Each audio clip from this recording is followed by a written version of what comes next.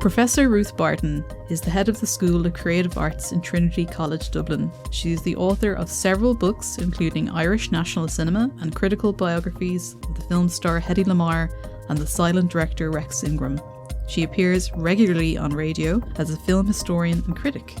Her new book, Irish Cinema in the 21st Century, is an important contribution to debates on the possibility of a national cinema in the age of globalisation.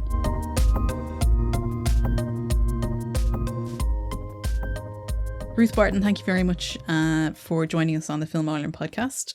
My pleasure. I'm really excited to talk to you today about your new book, Irish Cinema in the 21st Century, which is somewhat of a sequel to your previous book on Irish cinema, which was brought out in 2004, am I right? Yeah, that's right. I wrote Irish National Cinema for Routledge in 2004. And at that point, there were actually a number of books on Irish cinema, kind of general histories and analyses of Irish cinema, and mine was the latest of a number of them. And what I did in that book was, it was a history of Irish cinema and films about Ireland from early and silent cinema right through to the beginnings of the Celtic Tiger. So it came out in 2004. I'd stopped writing it by about 2003. And so you had just the kind of early Celtic Tiger films. And that book was arranged so kind of history first, themes second. And I'd always thought of that book as one of its functions for people who wanted to teach a course on Irish cinema. And I've always been aware of the fact there are many people out there in the world who teach Irish cinema as part of maybe an Irish studies course. Sure. But I was also obviously speaking to my peers as well, and kind of there were ideas in it that I was testing out. So that was that book, and it really filled that function. And I know that students over the years have had it as their textbooks. And so then, the years passed, and I was working on other projects. I wrote other books, but I always had in the back of my mind that this was going to go out of date. The book in 2004, and it actually went out of date a lot. And one thing I could have done is I could have produced a second edition and just updated and maybe another couple of chapters. But really, by the time I kind of got my act together and I'd written the other books, and I was thinking, what will I do next? I was right, I actually need to start again, because so much has happened since 2003, 2004 in terms of Irish filmmaking, but also in terms of Irish culture, because I was writing, there was the Celtic Tiger, then there was the recession, and by the time I was actually finishing off the book, we were out of recession into a new boom. And so on the one hand, the actual conditions of film production had quite substantially changed, in that the co-production had really become king at that stage. So that the economic conditions had changed, and also obviously during the years of the crash and the recession, there was clearly much less money around for making films. But at the same time, people were being very inventive with their money and making it go further. So I wanted to write about, the sort of, I've always been interested in that intersection between the economy of film production and what we see on the screen, because what we see on the screen is nearly always dictated by the economy and the structures of the industry behind it. So there was the economy was one thing. The other thing was that simply Irish cinema had changed a lot. So there were whole new genres out there, like, for instance, the horror film, that had basically not existed, or if they had, I hadn't paid any attention to them. Animation had become a big deal, which is previously it really wasn't. And the documentary had really entered a whole very strong new phase. So I wanted to look at all of those and devote chapters to them against this background. But I also wanted to weave in and out a new consideration of what I'd been doing before, which was thinking, well, what is a national cinema? What do we mean when we say an Irish film? What's the function of a national cinema? Should it be addressing the nation? What nation? Who are we? Yeah. And these very big questions then. So I didn't have time, perhaps, or space, perhaps luckily, to fully get to the bottom of that well. But I was trying to weave those questions into this, and so hence a whole new book. Yeah. Well, it's a fascinating read, and I really look as a filmmaker and a film scholar. It's a book I massively appreciate, because I think there is an underappreciation for our own national cinema in some places. And I think there are films that sort of get lost in between 2004 and 2019, and it's just so lovely to see them written about. So I think one of the things that was really very evident from 2004, and this book in particular, is how to define an Irish film. And I think that question is complicated because I'm thinking of transnational stuff. So I did a master's class last semester in UCD on contemporary Irish film and television. And I had to do a presentation on transnational Irish film, and Irish co-productions was kind of the theme. And I found that really complicated identities of Irish film. There is, like, especially in your chapter 1, which goes kind of it's the whole chapter is trying to define it. So let's talk about that. Let's talk about what makes an Irish film an Irish film. It's really, really hard. It's very hard. It's so hard. Yeah. Because in times past, it was a film that was funded in Ireland, and that was it. And you could have kind of a bit of money elsewhere, but majority funding in Ireland.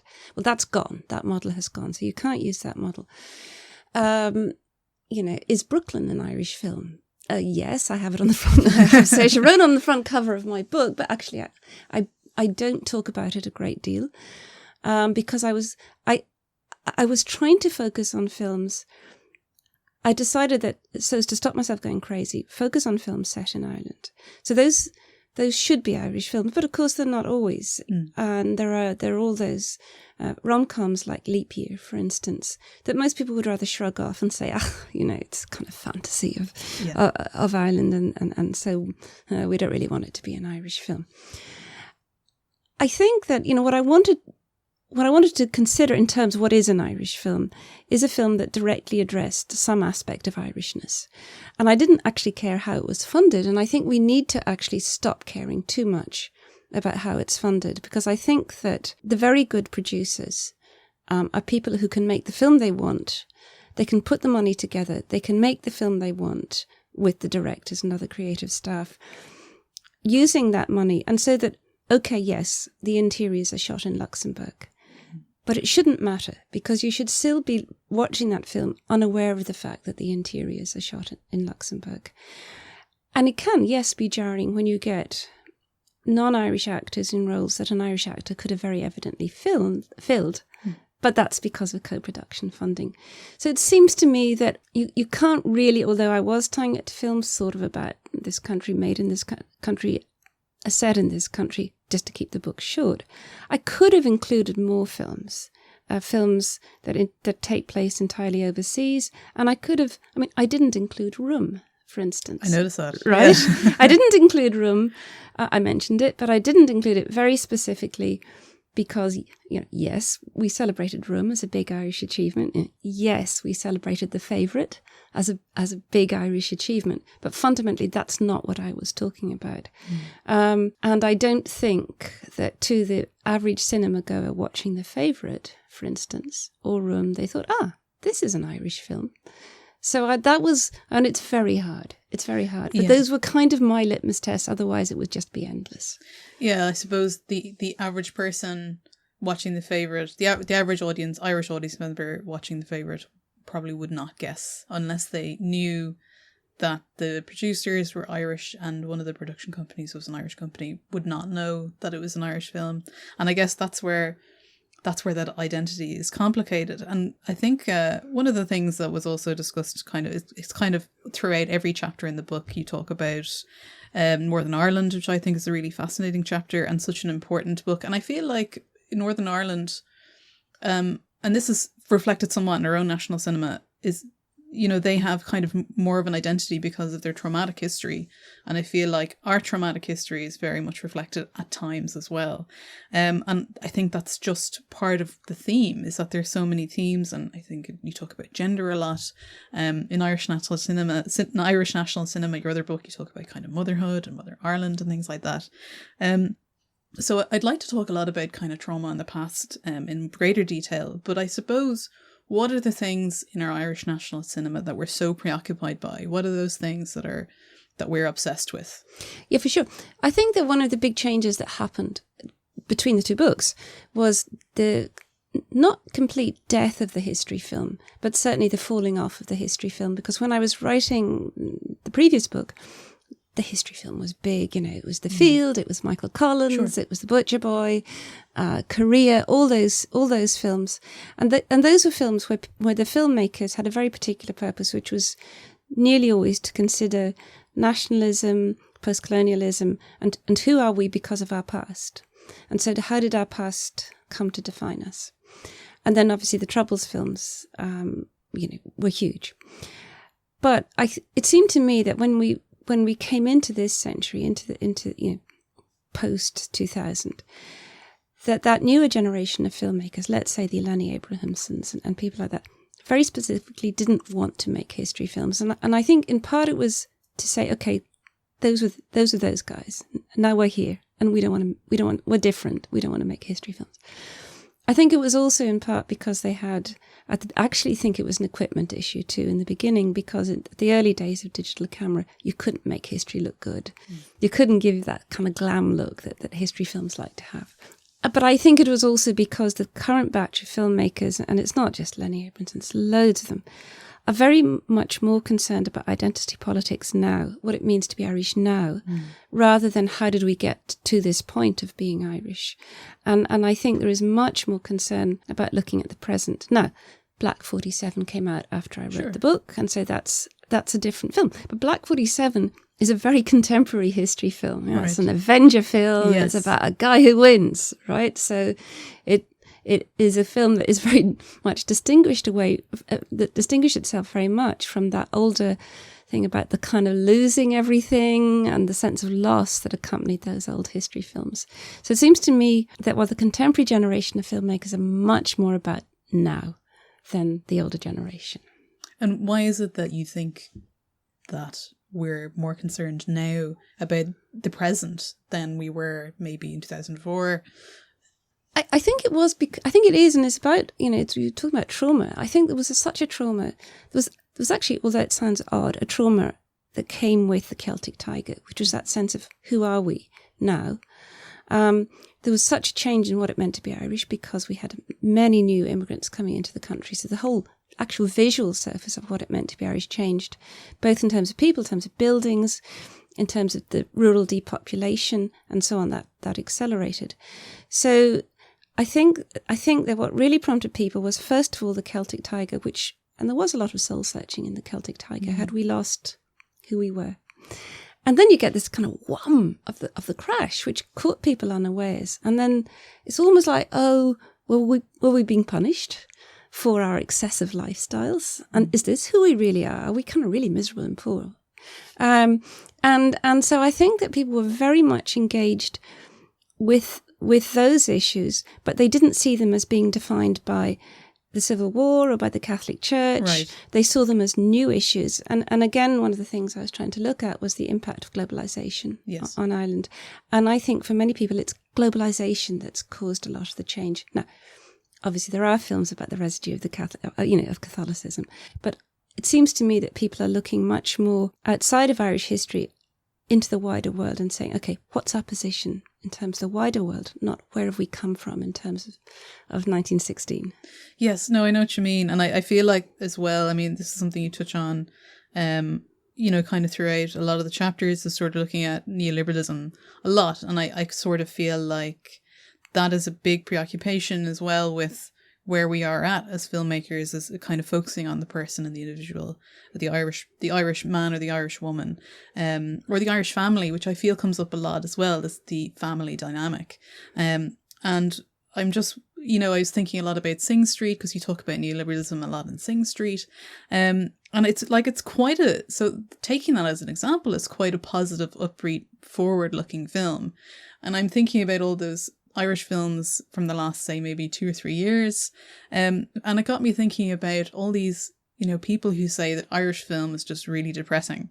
But Sing Street's not depressing. It's very upbeat. So where are we now? Well, where we are now, I think, is we have actually a multiplicity of films, right? Yeah. So whereas before you could kind of pigeonhole what an Irish film was much better. There was, the rain and the father beating the son, and it was really all John McGahern, right? Yeah. Whereas now, what's great is we have an industry, pretty much small. And we have a multiplicity of filmmakers making a multiplicity of films. So on the one hand, you can have Once and Sing Street, which are upbeat musicals by and large, where the guy gets the girl or the guy decides to move on or whatever it is, right? But you can also have Pilgrim Hill, which is actually a film that harks back much more, I would have thought, to the films of the 80s where it rains and everybody's miserable. And you can tolerate that. Or you can have the documentaries which look at very different aspects and poke around in very different corners of Ireland. And I think that's one of the good things about Irish cinema. And I have many good things to say about Irish cinema. And I think, as you said in the beginning, we're too quick to dismiss it. And if you start digging around, and it was a principle that I should watch everything I wrote about, so I watched an awful lot of films. And there was dross there, but I kind of tried, I just decided I wouldn't be too hard on the dross, because the dross actually died anyway in it found, its grave, which is that most people didn't go to see it. So I think that's one of the things I take away from contemporary cinema, is that you can have Sing Street and you can have Pilgrim Hill, and that's fine. They can live, they can coexist. They can coexist. Irish national cinema isn't really sad, depressing. No. About a retrospective look at the past. And actually, just kind of on that topic of identity, I really want to talk about animation, because I was so glad that you had a whole chapter dedicated to it, because it's an unsung hero of the Irish industry. It's so enormous. We export so much. I think we have a huge amount of multi-award winning animators in the country, namely Nora Toomey just recently with The Breadwinner, amongst others. And, films like Book of Kells and Song of the Sea have this beautiful animated imagery that really harkens back to Irish mythology and things like that. And do you think it's more effective to use a form like animation to have those kinds of feelings and thoughts and mythos within their narratives? Animation, as you say, is really important. I think the one thing we have to be careful about when we're celebrating is that what we need to develop is intellectual properties, so that a lot of the animation that we're exporting we're just producing it for other people. Right. And the great thing about Song of the Sea and Book of Kells, those two in particular, is that they're Irish animated films, and so that they're conceived of and made well. I mean, they're made as much as they're made all over the place. And I think they are fantastic, as you say. And I think that use of visuals in Book of Kells, also in Song of the Sea, and all those that great kind of Celtic imagery is fantastic. They were problematic in terms of they didn't make money. Yeah. So they get a lot of awards, they get a lot of kudos, but they don't make money. So if you want to make Song of the Sea or Book of Kells, you also have to make Puff and Rock. Sure. And a lot of other materials. So it's like, this is what we do at night when we're not making money. We make these fantastic animated films. And animation has its own problems, because that kind of classy family film, which these films are, there isn't a huge audience for it. No. So animation, I think, is very, very interesting in the way that they've been really clever, the Irish animators, they're hugely successful. But much of what we see, again, it's like, what's an Irish film? Much of what we see would not be identified by most people watching it as Irish. And, we have the animation industry has a kind of unconventional start, and such a fascinating start, actually. Do you think you could talk about Murakami Wolf and Don Bluth? Yeah, that's right. It had this extraordinary start, which is Sullivan Bluth coming here and in the most patronising of terms saying, we tried Canada. They were full up. So we tried the UK. They were full up too. And then somebody said, come to Ireland. And there's this quaint little island in the middle of the sea. And we just came here and we just love it. But also, of course, they got massive amount of support from then the IDA to come here, and they set up and they made kind of sub-Disney films like All Dogs Go to Heaven and films again, An American Tale that were not in any way identifiably Irish, but of course they trained stacks and stacks of people, and the course in Ballyfermot was set up, and that's been the star of the animation production process, and then IADT has come in too. So now you have two colleges that really arise kind of indirectly out of Sullivan Bluth and Murakami coming here. But then, of course, actually didn't really work for them. And so also what was very interesting, I think, was that you get people, like the Cartoon Saloon folks saying, actually, we don't really want to do sub-Disney animation. We want to do something different. And so they kick out and they set up their own company. And then you get, you get Book of Kells, Song of the Sea coming out of that. So it is a very interesting history, which is exactly them saying no to globalization and yes to an Irish product, and actually having the real, strength of purpose to do it, which is extraordinary. A feature-length animation is a challenge. Yeah, and I think it's, it's paid off in them in some ways, because obviously it's very highly regarded and highly rated. No, it's something I'm very, very glad to see them still kind of creating such great work. And I watch, full disclosure, I do watch Puff and Rock the odd time. I think it's so sweet, and it's nice to hear. It's charming. It's charming. Yeah, it is and charming. It's nice to see something like it's just nice to hear, like Chris O'Dowd narrating such a highly regarded and well loved kids program now that's kind of everywhere. Yes, no, it is. It is fantastic. I mean, their success is massive. Yeah, and I love to see. So I've quite young nieces and nephews, and I love, watching them watch Doc McStuffins, even though there's nothing inherently Irish about that at all. But I know where that comes from, which is Smithfield, which is where the very light offices are, and even Octonauts and things like that. It's lovely. So I suppose it's a sector that I'm as a filmmaker very proud of, and I'm very glad that chapter is included in your book. Oh, great. And there's another thing, I suppose. Just I'm kind of moving through your chapters and moving through the themes of your chapters. And one of the things I really want to talk about, and we'll go back to Northern Ireland, is gender.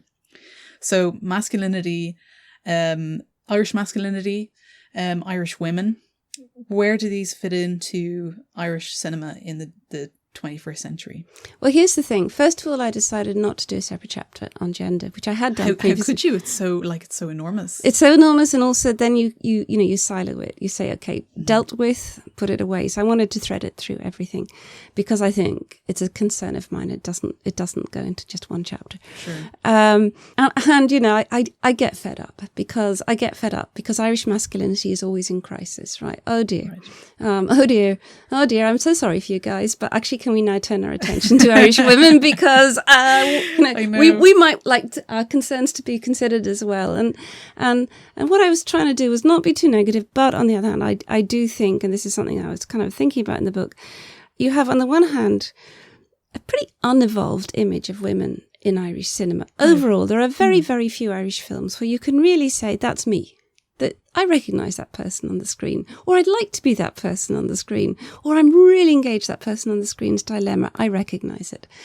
And yes, we've had a big movement towards having more women working behind the camera, as you do. Mm-hmm. But that's not enough.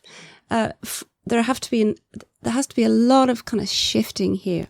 And primarily the guys have to get it together, because actually I've had enough of gangsters. I really have. I don't want to see any more. I'm so glad to hear you say that. I don't want to see any more Irish gangster films, fun as they are. They are fun. Oh, real fun. Particularly if you're, pimply and aged 18 guy. But I just had enough. And what also concerns me is that I'm concerned about tokenism and Irish women directors. Yeah. And I'm concerned that the big budgets are not going to Irish women directors. And so this is one of the things I was also talking about in this, that we do have, fantastic films by Irish women, like, for instance, Snap and Mammal and these films. Who's seen them? And these are films that have very small budgets. They're set in kind of small corners of Irish life. They're not the films that trip off people's tongues when they're naming the best 10 Irish films a year. And when I was actually writing that book, they were really hard to get. Yeah. They're probably now on viewing platforms, but I bought DVDs, but forget DVDs. Nobody buys DVDs. I eventually bought, I think, Snap from some Dutch DVD seller. And I think Mammal, I had to go online to eventually find it somewhere. So that's not good. And I think that we need a much greater sense that women's stories are interesting. You don't have to take guys out of the picture. I mean, I'm not saying I just eradicate all male film directors. That would be stupid. But I just think that guys need to think a little bit more about having interesting and rounded women characters in their stories. Mm-hmm. And, I would say, if I had I think we need a better kind of mentoring system for women directors, that women directors need to not feel intimidated by the process. And then the other kind of siloing thing that goes on that concerns me is into documentary. Because documentary is an appropriate career for a woman. Yeah, actually, there's interesting. I actually wish I had earmarked. There's a really interesting quote where you do talk about the fact that there's a lot of women filmmakers in documentary because the hours suit them. It's not as high pressure or intense, so they can kind of go about very conventional or rather traditional roles of if they have kids or and things like that. Absolutely, and these are positives. But at the same time, again, they're being very much pigeonholed into that niche. And also, I think it's also that sort of slight expectation that somehow women can tell personal stories a bit better. They've got more empathy than guys. Nurturing. That's it, nurturing. And so they can interview people and they can sort of get something out of them and they can winkle out that kind of touchy-feely story. Well, that's all nonsense, of course. But I think women have been pigeonholed into documentary, and it's great. They're making fantastic documentaries, but I'd like that to change too.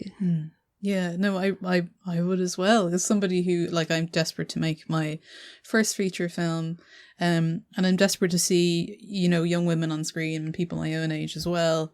And I think that will happen. I suppose even you don't have to put this all in because I'm kind of gushing about kind of my own trajectory. And no, I think this is a conversation, and you're a young woman filmmaker. Yeah. I'm writing about you, but I'm not a young woman filmmaker. I can only observe from a perch what the challenge is for young women filmmakers. Well, I definitely think that just in recent years, I've seen, women reflecting themselves on screen. So one of my kind of more successful short films was a film called Terminal, which was about two women that meet at an airport to Portugate that have to, they're both going over to Manchester to get abortions, and they both talk about that. And I suppose that was kind of very contemporary. I suppose not contemporary because obviously it was based on the legislation that came in 1983, but I suppose for me personally is when all this activism blew up. So I'm hoping that we will see. Not, I suppose I'm babbling now, Stephen. No, what you need to do is you need to make that feature film, right? Yes. Because with all the best will in the world, everybody starts on short films, and that's fantastic. Yeah. But nobody sees them, right? Who sees short films? They see them at festivals. Yeah, that's right. Or online, or your peers love them, and everybody does sort of thumbs up online when they appear, if they can get to see them. But you have to make documentary. You have to make feature films. It's true. Yes. Because that's when you get noticed. Absolutely. And that's when you'll get the international funding and all those things. Otherwise, people are taking a risk on you. Or you need to be able to work in TV. And this is the other big gap, which is that RTE is not really taking risks, taking funding risks. And so if more people could, start off doing high-end TV drama, for instance, that would be a great way in. And so those opportunities need to happen. And don't forget, RTE is funded by the state. It has a duty to the state. The BAI is there. And so it should have some kind of obligation to support new voices, because if we keep hearing the same old voices over and over again, we will be at the same situation where RTE is not actually getting to people. Well, this is it. And I remember actually Ed Guiney was he was part of a panel of filmmakers and funders in the IFI about 3, 4, 5 years ago maybe. And he stood up and he said, the relationship between the Irish Film Board and RTE is dysfunctional. And Jane Gogan was in the audience and James Hickey was in the audience, and everyone was just he can call it out, right? But everybody else is too scared to say it. Exactly. Yeah, but I was very glad they did, because it sparked conversation, and I think he just gave a very harsh truth. And now Screen Ireland, as they're called now, are they're actually funding more television, which I think is great. And at least Screen Ireland are trying to do something about their gender quotas, and they're trying to increase mentorship and all that kind of thing, which I think is great. And I'm actually in favour. Some people maybe aren't. I'm in favour of gender quotas. I think they're a positive thing. And I'm very lucky as well to have gotten some amazing mentors over the years from Screen Skills. In fact, the same producer who was trying to get me some TV work just recently. She met me through I was shadowing a director Imogen Murphy, fabulous director, on the second season of Can't Cope, Won't Cope. And, that's how she met me. She got me into exclusively shadow this person. It was exclusively for emergent women directors, which I thought was really nice. Anyway, I suppose that's actually a really nice segue into short films, because one of the things that I probably loved the most about this book was that in every chapter you include a short film. Yeah, I wanted, how do you write about short films? There's so many. They deserve a book on their own. Right? Enormous amount of shorts. Yeah, enormous amount of shorts, most of which I haven't seen. But I in the end, I decided not that I could have easily done a whole book, could have done a whole chapter. It was just a kind of conceit that people would read them more. They might flick past the short film chapter, but if I popped one in, and the idea was it's kind of almost like programming a film season, that you'd have the little short film which comes before the chapter that's themed in the same way as the short film is themed, and so it allowed me to pick out some of my favourites, and some that I just thought were very interesting, and not necessarily that I particularly liked, but I thought were interesting, and it just allowed me to pop those in that way.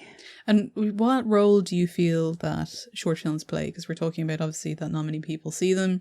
They're not the same as feature films, so they're not as widely distributed. So what role do you feel like they play in maybe the discussion or the conversation about culture and nationalism and identity? Yeah, I do think that probably the reality is that for most people they're the calling card for the feature film, right? And but they're also, you can try out your ideas, and sometimes sometimes a short film will really launch somebody's career. It'll take off, it'll win awards, and so on, and absolutely, it's the way in for most people. It's the testing ground. I mean, they had, as I say, Black 47 came out too late for me to write about, but they made a short film, Ranger, which is basically a segment of Black 47, so it allowed them to try that out. It would be lovely if more people had an opportunity to see short films. And it's a bit like the short story. The short story is now quite popular. People like short stories now. So why would they not like short films? We're in a soundbite culture. Yeah. It doesn't take long to watch a short film. So in a sense, I think that perhaps people are losing out by not seeing them. And it would be great if you could have some kind of platform that would, so that you don't always have to watch kiddies on skateboards if you're watching YouTube. You could watch a short film. And so it'd be lovely if there was some way of making that, making people engage with it. And I think they'd find they liked it. Yeah, no, I totally agree. We love kiddies on skateboard. I love kiddies on skateboard. Absolutely love Amazing. them. But there are plenty out there, so exactly. So, it wouldn't be taking anything away. Yeah,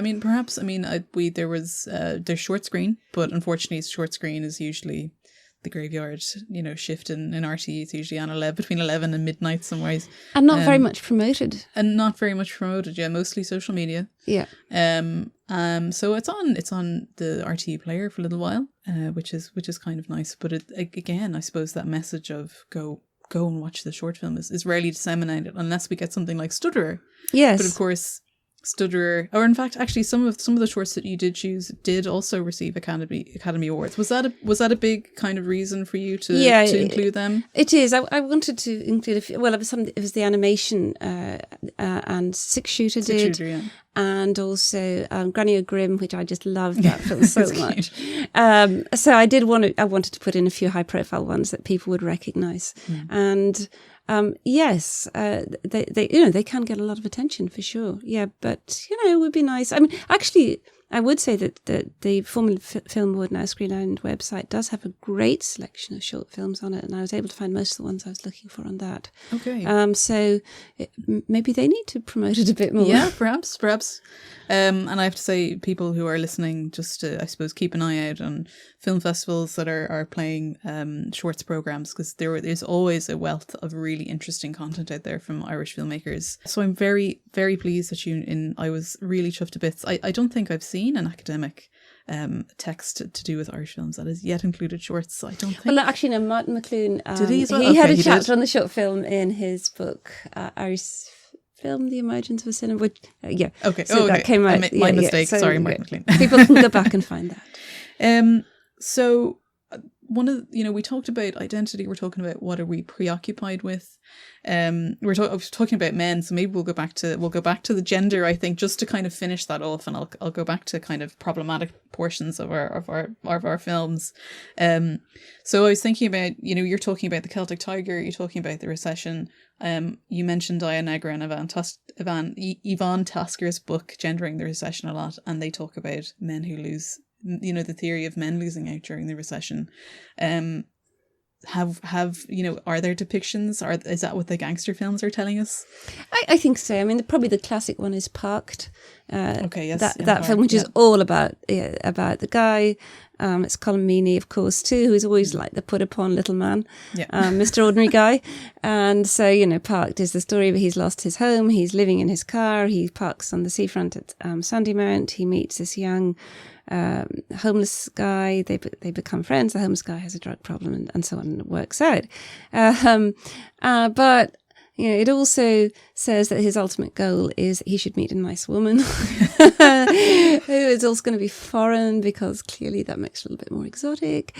And she's going to have this gorgeous home, and she's going to nurture him back into the mainstream again. Right. And that's the dream, right? So that's a problem for me, that the whole trajectory Absolutely. Is a problem, because actually women aren't always there just to nurture men back into the mainstream.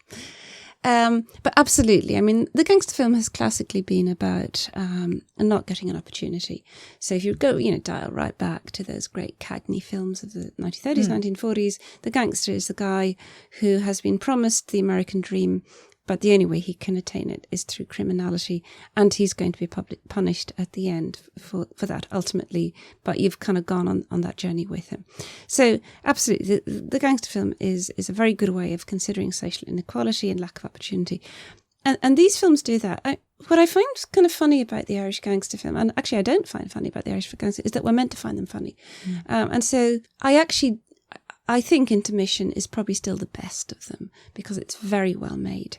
And it seemed to set a pace for the kind of gangster caper film, where we're all kind of these with the lads, and they're really funny and they're having a really good time, and there's actually the violence, it's sort of there for titillation, but it's got no real consequences. And the kind of real tragic hero of the gangster film doesn't really emerge from these films so much, because it seems to me they're a little anxious about pushing it all the way, about saying, actually, he's going to end up buried under 6 foot of concrete in a swimming pool in Spain, because that's that's it.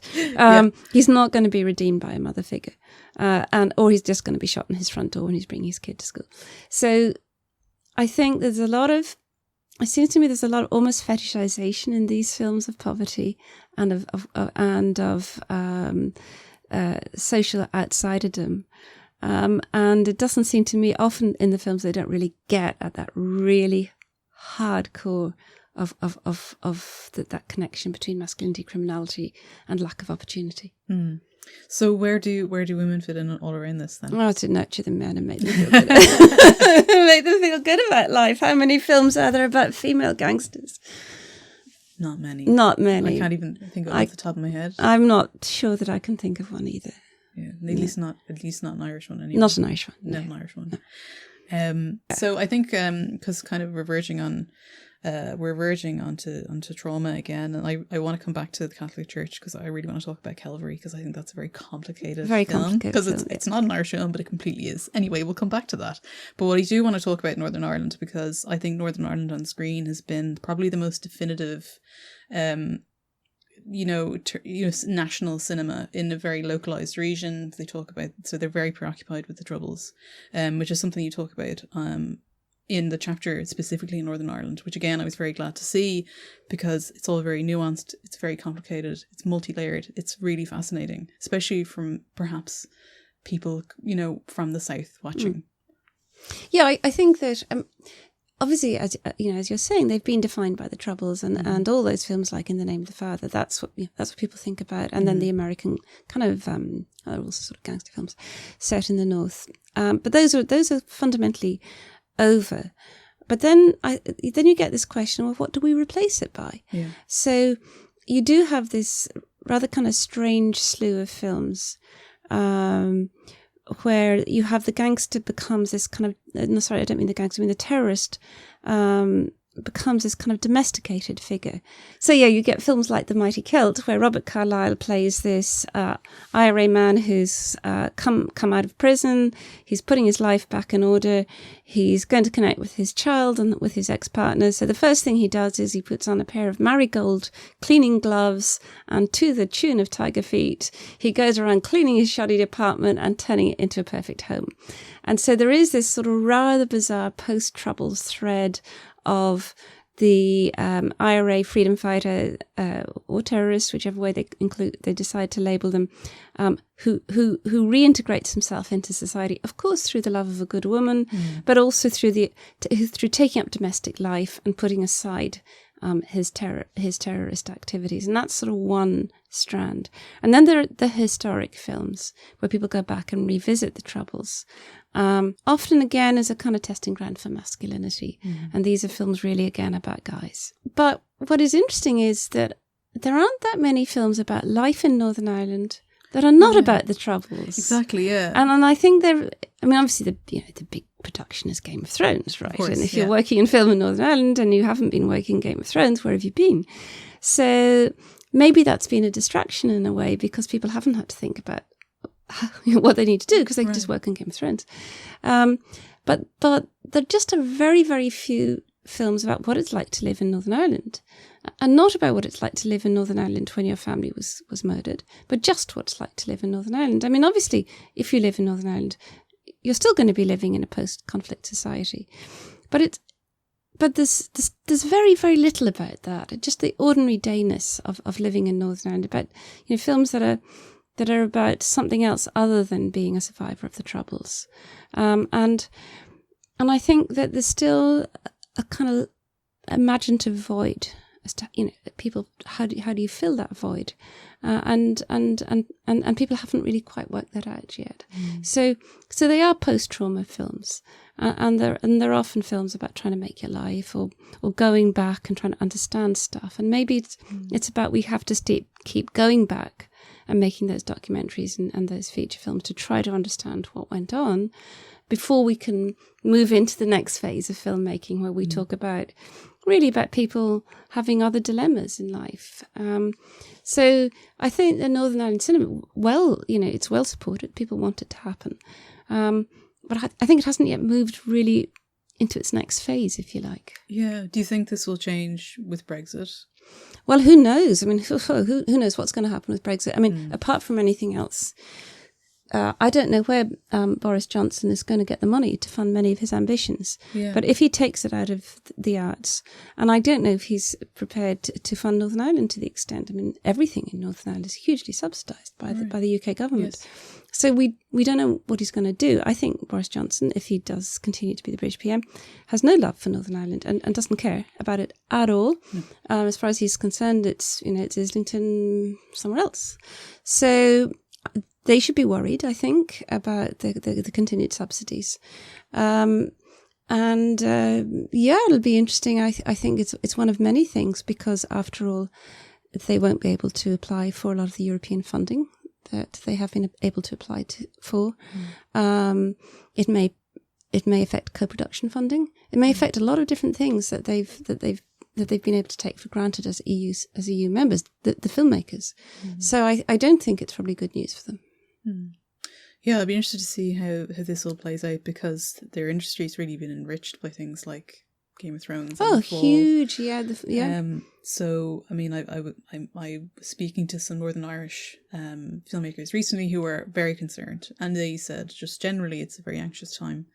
So I would hope that they're able to diversify, or at least or they don't take a hit, and I hope that the industry does not disappear for whatever reason. I agree, and it's also been fantastic. I mean, Game of Thrones has been great for Northern actors as well. I mean, there's so many recognisable Northern actors who are now getting roles in films because they've been characters in Game of Thrones. So Game of Thrones has been fantastic, but they need. They're in post Game of Thrones mode now, and as you say, in Brexit mode, and it is a gap. And it'll be interesting to see see how they get themselves out of it. Yeah, I think you end that chapter on quite a positive note, because although it still focuses it's on the politics of Northern Ireland, Derry Girls is enormously popular. I love Derry Girls. It's so fantastic. It just came out, just as I was finishing that, it came out of nowhere as far as I was kind of, where would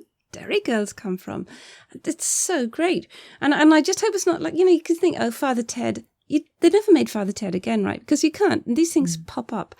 And it's not like, oh, well, now we've got the formula so we can keep making, Belfast Girls or, whatever, Down Boys.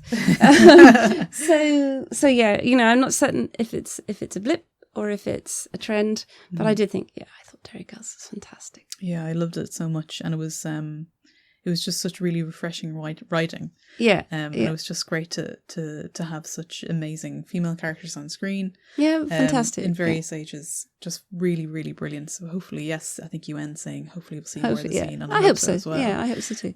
One thing I want to kind of finish off with Northern Ireland, and this is something that I did not see at all, but you noted a couple of times, is that mostly it's from the Republican side and the national side. All these films are, and very rarely from, say, a UVF point of view or a unionist point of view. Why do you think that is? I thought that was such an interesting observation. Yeah, that's sort of something that's really been part of the history of the depiction of the Troubles on screen. In part, it's because republicanism has a more romantic ring to it, and it's the kind of doomed loser or the underdog, and everybody's kind of rooting for the underdog. And it was also, the argument was often made, well, Protestant, there weren't that many loyalist Protestant filmmakers. They weren't, there was no tradition there of filmmaking, and there hasn't been a great kind of film school tradition in the North. And also, if you were Protestant, if you're middle class, many of those people actually emigrated, and so they would have been gone off to the UK or wherever else, and not making their own films. Whereas America and Hollywood was very invested in republicanism and in making films that were about that Republican underdog character. And often, it's the kind of the hawk and the dove. And then you get, absurd films like Blown Away, which is perhaps the worst of them all. But it still seems to be the case that people shy away from any kind of empathy with loyalism on screen. Okay. Now, there's more and more written fiction coming out about the North. And maybe that will lead to more films coming out, and complex and interesting fiction writing, like Milkman and those sort of films. So maybe that will in turn lead to somebody kind of opening the door, because all you get now is the loyalist as kind of fiend, right? The loyalist as monster. And that hasn't changed. That's been really, really consistent. And, maybe they just need to move on and leave it behind them, or maybe somebody will come and make a really interesting and complex film about what it meant to be a loyalist in the Troubles. Perhaps. And, I was thinking, I'm just thinking about our own, our cinema down in the South as well, not just the North. Do you think Irish, there's, the underdog, do you think the victim is a big thing in Irish cinema? Yes, I think so. No, I do think that that's slightly changing. And one of the things, I have been thinking a lot about Black 47, as it came out too late for the book, but I was giving a conference paper on it the other day, and I was thinking the interesting thing about Black 47 is it's about a guy who avenges the famine. Yeah. And I was reading stuff about it, and here's Stephen Ray saying, this is a film about not being a loser. This is a film about being a winner and not being a victim. So it's a kind of, we were talking about neoliberalism before. Neoliberal culture doesn't like victims. It doesn't like whingers, right? Yeah. In neoliberal talk, if you're a victim, you're a loser. And you haven't made the best of your opportunity that this fantastic economy has offered you. And so I think that, there is a sort of turn. And I think if you look back at all the centenary of celebration, all these historical events, we're celebrating success a lot of the time too.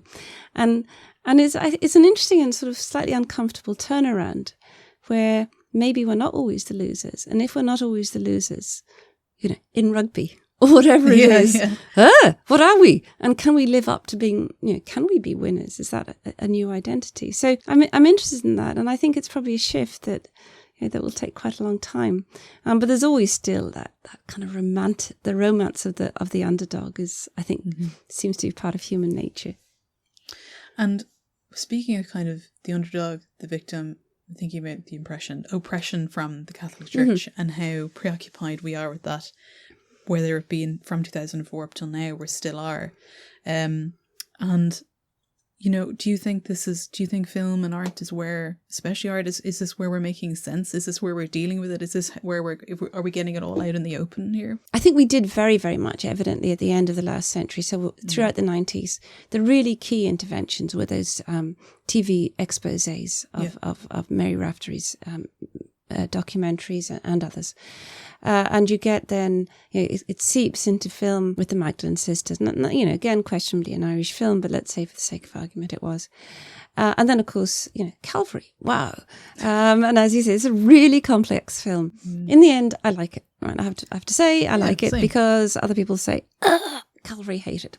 I like it. And I thought it was complex. I thought it was interesting. I thought it was really thoughtful. It was faulty in certain ways. There was a bit too much kind of smart aleck dialogue in it. But it's about this figure of the good priest. Yeah. And that has been a sort of slight trend. And partly it's narrative. Narrative always turns. It always reinvents itself. But I think what I thought about Calvary and this figure of the good priest was, when we lost Catholicism and people lost their faith, and that was an inevitability, whatever about abuse, but abuse accelerated it because we are a rapidly secularizing society. But we also lost authority figures that we could turn to. And one of the things about contemporary society is the loss of authority figures. And so people are looking for replacements, and they often turn to very peculiar replacements. You might say Donald Trump or Boris Johnson or whoever you want to say. So it seems to me that the good priest becomes the kind of replacement authority figure. In a way, it's somebody who does actually have a sense of moral purpose, who does know right from wrong, but who is also faulty like us, rather than being the old priest who's thundering from the pulpit. And that's why I think, obviously, having Brendan Gleeson play the role helps very much, because he's very much kind of good paternalistic figure.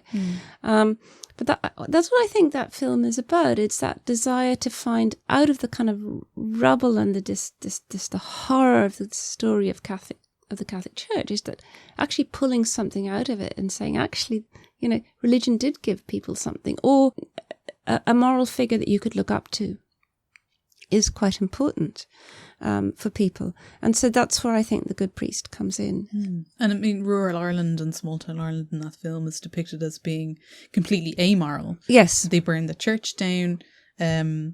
They kill a dog. Brendan Gleeson's good priest character gets shot in the end. Yes, absolutely. Blamed for the bad priest's actions. And that's such kind of an interesting kind of way to frame a priest character. It is. And of course, the thing about him is he's also, he has been married before. He's got a daughter before. So that kind of lets him off on the celibacy thing. And he's got a dark past. Right? He's got a dark past. So he's an interesting, flawed character. He could have been a detective in a different film. Right? He's got that kind of persona, and he's got the alcohol problem in the background too. Mm-hmm. So he's that kind of authority figure that we like, because he's a sort of a seeker hero, but he's also really faulty.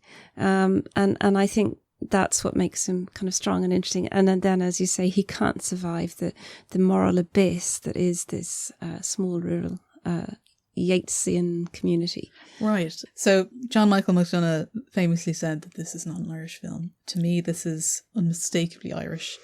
Is this an Irish film, and why or why not? Of course it's an Irish film. He was being provocative and he got a lot of attention. This is unmistakably an Irish film. And then what he went on to say was, it's not like those awful Irish films you saw before. And so he wanted his film to be seen as, again, what we were talking about, not the old fella beating the kid in the rain and all of those sort of 80s themes. It's absolutely an Irish film. It's got the essential Irish setting, which is Yeats country. It does look beautiful with the Atlantic coast, and that's always been the heart of Celtic Ireland, has been the West. Right. So it's got the setting, it's got the theme of clerical sexual abuse, which is not only our story, but it's very much our story. So absolutely. It's got some of the great Irish actors it's like a roll call of Irish actors. There's, 2 Gleasons in it and many others. And it's wordy, which is also part of Irish culture, to have a facility with language. I can't think of what's not Irish about it, apart from the fact they don't actually speak Irish. And that's the only thing. Yeah, no, it's very true. And I think that's a discussion, because we watched Calvary again in my Irish contemporary film and TV class, and that was kind of brought up, and everyone was sort of like there wasn't one person who argued against the fact that it wasn't an Irish film. And I feel like you can kind of almost measure an Irish film based on how many Gleasons you have, and there's 2 out of 4. So you're on a winner with that. Yeah. There was one thing that kind of struck me about your writing, and like obviously I kind of keep saying that because there's so much about this book that I loved, but you don't kind of shy away from saying, well, this is a problem in this film. And that's kind of scattered throughout the book in various, to do with various themes, and mostly that's to do, I find, with things like race, things like gender. So what is quite a problematic, common recurring trope, or tropes, as it were, themes, as it were, representations? Well, it is gender. It is very much gender, but I mean, absolutely race. There is this theme when the failed character at the heart of the story, if, let's say for the sake of argument, he is not being saved by the nurturing woman, he is being saved by the person of colour, who may also be female. I mean, look at Once, right? He's redeemed by an outsider woman, who is also a non-national. And that's a theme again, if you take a film like Kisses, where the 2 kids run away from home and they go to the city and they encounter all these dangers, but on their way they're always being nurtured by non-Irish people, and again parked, as I was saying, rescued by this so in a sense I think that perhaps it's a fear of appearing politically incorrect, so you have to have the new Irish or new immigrants, whatever you want to call them, you have to, you can't critique them, right? Because that would be racist. So they always have to be better than the Irish. But they also seem to me to become a stick to beat the Irish with. So the local Irish fail, and these better people are there to help us, become true citizens. And I think, again, it's like we were talking about gender. It's about the fact that there are very, very few, how many Irish directors are there who are not white? Irish, second, third, fourth, fifth, sixth generation Irish, many of them middle class, most of them educated to 3rd level, and so on. So again, it's about making opportunities for people to tell their stories. And again, I think that, again, it starts with short films. I think it should be part of TV, and not just as actors, but writing the stories, making them, producing them. And I think we really, really have to get ourselves up to speed on that. So what's next then? Where do you foresee Irish films being in, say, like, what's the next stage for us? What are the narratives that we're going to see? Are we going to see, post-marriage equality referendum queer cinema? Are we going to see post-referendum empowered women on screen? Various kind of narratives that are very feminism based. What's going to happen? Yeah, I think so. I mean, I do think that the things will improve. They pretty much have to, and absolutely. Again, very little representation, as you see, as you say, of queer identities on screen. As well. So all of those voices, I think, have to be heard, and I think will be heard, and I think people will realise, that they need to include those stories. I mean, I do think, as you were saying earlier, we need a better relationship with TV. And I think people need to be allowed to develop their talents through TV and to develop their storytelling through television. And it shouldn't be one or the other. In the wider world, people are moving very comfortably between film and television and long form TV, and there are so many opportunities out there for TV as well. That there's so many platforms that need content. So I think there needs to be a better. I do think quite often it comes back to the story. In fact, I think we need slightly more development of at the development level that people should be allowed to experiment with ideas, and that there should be encouragement. And I think, as you say, quotas, incentives, whatever it is, to bring in more of those stories. And then we'll have a cinema that can reflect on what it means to be Irish with greater depth than we currently have. But I think it'll happen. I'm not, I don't despair. But we do have to really, really consider television as part of what we do. Because we're really, our industry is not very, it's young. It's in its... It is. Excuse me. It's very young. It's very young. We don't have a lot of film schools. No. We still have really very few people, if you think about it, working in it. And all of that, hopefully that will improve, because, people need to be, but also people, and these are really bigger questions, they need to be able to feel that they can earn a living. Yeah. I know there has been this new announcement by the minister that you can take a year on social welfare, and I think that's fantastic. But we really need to consider what are the career paths, what are the opportunities, and we also need to consider, I know we have Dell Studios in Limerick, but it shouldn't all be Dublin. Yeah. We need to consider how we can get regional people talking about the regions, not as a place out there, but as somewhere where I live, and I think all those things. It's really hard. I know it's really hard. Where does the money come from? But there needs to be people need to be, and I think that Screen Ireland has to be an advocate. It can't just be a funding source. It has to be formulating policy and driving change, and if it isn't, who is? No, I completely agree. And I think it's so interesting in recent years how, productions like The Young Offenders have been supported by BBC. Yes. And I feel like RTE are just catching up to their, BBC came in and they supported them wholeheartedly in a series. And that's when, RTE came in. I kind of feel like they're missing BBC, they're missing with it. RTE. Yeah, and look at as we speak, Lenny Abramson is in Trinity filming Normal People for the BBC. For the BBC, yeah. So why not for RTE? Absolutely, there has to be. That's where the experience. People should be getting that experience and being allowed to fail as well. We have to accept. People get very critical. Oh, look at these films supported, by public money, and nobody goes to see them. But people have to be able to fail as well. Yeah. And that has to be part of. Hollywood fails way more than it succeeds, and an industry people have to be able to fail. Absolutely. No, I fully agree. And I think we're coming to the end of it now. Yeah, I want to kind of end on something that you asked. It was a subheading in your first chapter, which was, why make an Irish film? And you talked about the importance of national cinema. And I might just read out the quote, actually, and we'll talk about it then. And I think you bookended in your conclusion as well. And you're kind of saying having a national cinema is good for people. I think it is. It's the way we tell our stories. Yeah.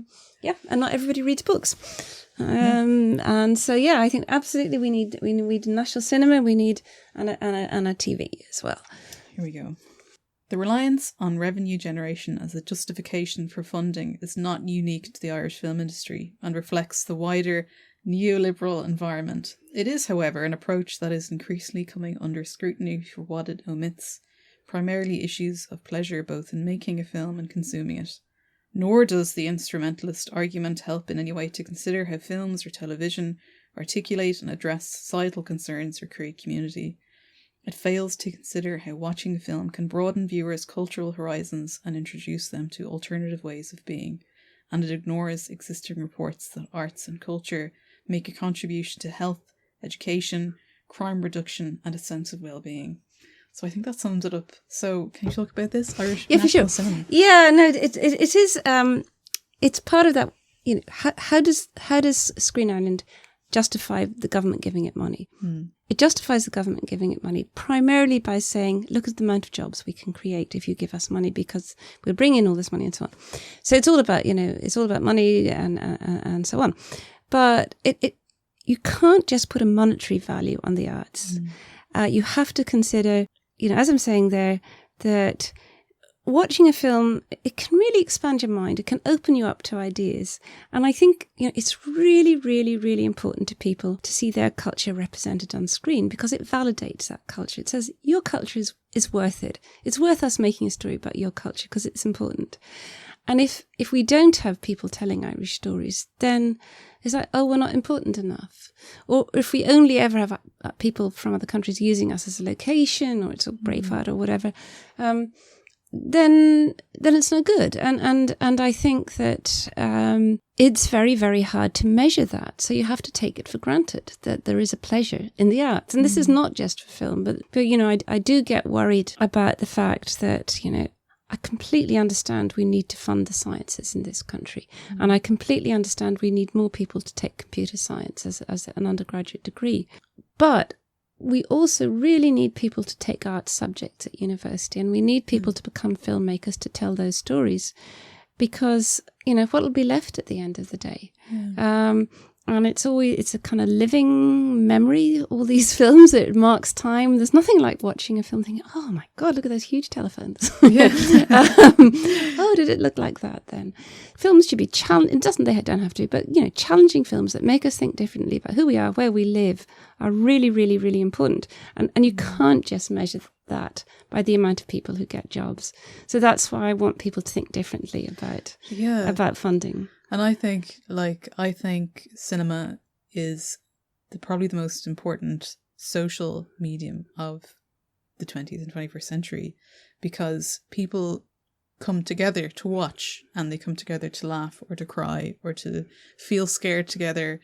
And I feel like it's a great accessible platform for people to explore their identities, cultural, societal, social commentary, or if they just want to escape and watch a gangster film for half an hour, or watch cat videos. Critique them into the ground. Exactly. No, absolutely. You should be allowed to watch gangster films. Yeah.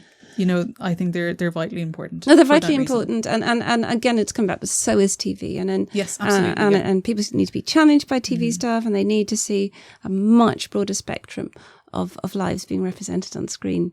So yeah, it's really important, and even if we'd love everybody to go to the cinema the whole time, but people form communities, online communities, and so on, and you can see people tweeting or whatever it is, and discussing TV, film, and so on the whole time. So it's not, social media hasn't lost the sense of community that you get from watching something. It's just change it into a different space.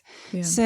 So people shouldn't be too worried about that. I mean, of course, everybody wants everybody to go to cinema, yes. but it forms communities are formed in other ways. Absolutely. And I love that this whole I suppose I find kind of this period of change of viewing habits quite exciting, because there's so much content on Netflix, and yet it's a real talking point, It is. It's the water cooler. It's the completely, water cooler. It's like a whole new water cooler, because you have it at your disposal, all of it at once. And that's not to say it's kind of nice to tune in once a week and you have that thing to look forward to. I love The Bodyguard. So lastly, I think the last thing I really wanted to finish on is film studies itself, because one of the things that me personally, I did a class on media theory and criticism, and our last class just asked the question, why theory? Why do this at all? And, why this book? Why? I mean, you kind of answered this, when we started this conversation, but where does film studies fit into the cultural conversation of Irish production? Yeah, I think it's really important. One of the things that I've always I've been going on about for a long time is we don't have a very good critical culture. Sometimes there'll be great articles in the Ticket on a Friday, or, you might get a really good sort of, flare up of a debate in the papers, on social media, whatever else.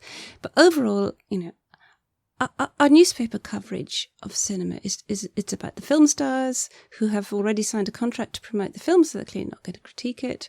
And it's, aggregator sites like Rotten Tomatoes, 5 stars, I'm going to watch it, 3, oh no, I'm not. So in part, I think that studying film, studying media at university or in school, which I actually think they could be doing more of, makes people critical consumers, and it opens people up to thinking more about, do I like it, do I not like it? Yeah. But actually asking them, why do I like it? You know, and what would I have changed perhaps in this film? And so I think that film studies is really important, and media studies, and it shouldn't just be, oh, well, you know, we're reading the book for our transition year, so we're going to watch the film of the book, you know, all that kind of stuff. That's very unexciting. So I think that it's really important. I think it's really important that people watch film critically and think about it. I mean, not the whole time, as you say, you want to kick back sometimes the evening and just watch, you know, absolute rubbish and fine. But I think we need a stronger critical culture. Yeah. I wish I had it when I was doing my class on contemporary art film. But that's taken me easily 4 years to write. Well, it's brilliant, and thank you very much. A book I would encourage all film goers, Irish or otherwise, to go and look at. Ruth Barton, thank you so much for talking to me. No, thank you so much. Thank you so much. That was a fantastic interview. I really enjoyed doing it.